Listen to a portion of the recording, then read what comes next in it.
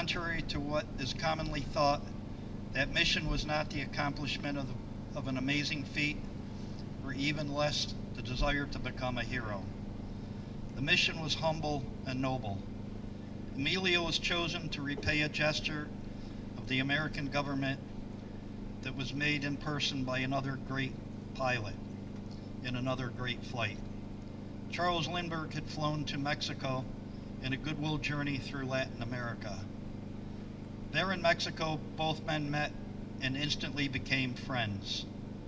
How could they not when they shared the same passion, the same character, and the same nobility of spirit?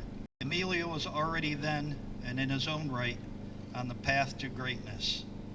Scarcely 22 years of age, he had already flown several extraordinary flights, establishing groundbreaking milestones. But this time, the calling was for another nature. Mexicans and Americans wanted to desperately improve their relationships. We were so close and at the same time, so far apart from each other.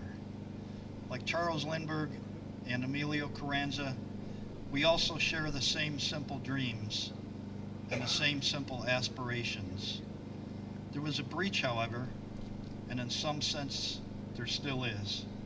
For some reason, we've not been able to realize that it's easier to make our common journey together as good neighbors and as good friends. That was the true goal of Emilio Carranza.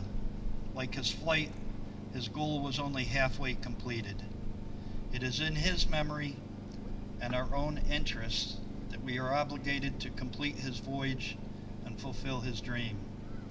In the names of Irma, Mel, and the rest of Emilio's family, I express our everlasting debt of gratitude for rescuing his body from this sacred forest and returning him home with such loving care to his mother, his wife, and his baby boy.